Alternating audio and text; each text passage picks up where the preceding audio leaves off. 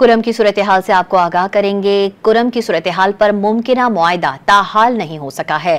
خیبر پختونخوا حکومت کے ترجمان بیرسٹر سیف نے کہا ہے کہ ایک فریق کی درخواست پر کرم معاملے پر جرگے نے مشاورت کے لیے 2 دن کا وقت دیا ہے۔ جرگہ منگل کو دوبارہ شروع ہوگا۔ پارا چنار سمیت اسکردو اور گلگت میں بھی کرم کی صورتحال پر دھرنے جاری ہیں۔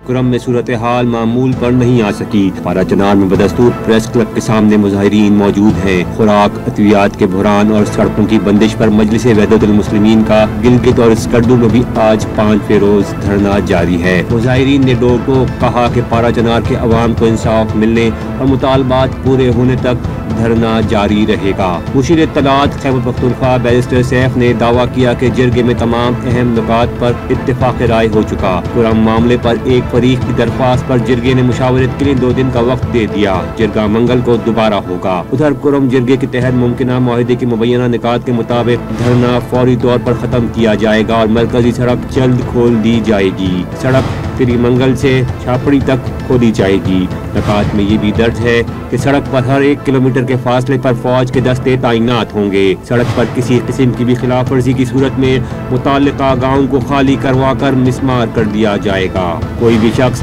سڑک پر رکاوٹ پیدا نہیں کرے گا اور بھاری اسلحہ قومی مشران کے پاس رہے گا۔ معاہدے میں کہا گیا کہ کوئی بھی شخص چھوٹا اسلحہ لے کر گھر سے باہر نہیں نکلے گا اور لوئر کرم سانحہ بگن کے متاثرین کو معاوضے کی ادائیگی کی جائے گی۔ ایک فریق نے مطالبہ کیا کہ اسلحہ قومی مشران کے پاس نہیں بلکہ حکومت کے پاس جمع کرایا جائے اور شرپسندوں کے خلاف آپریشن کیا جائے۔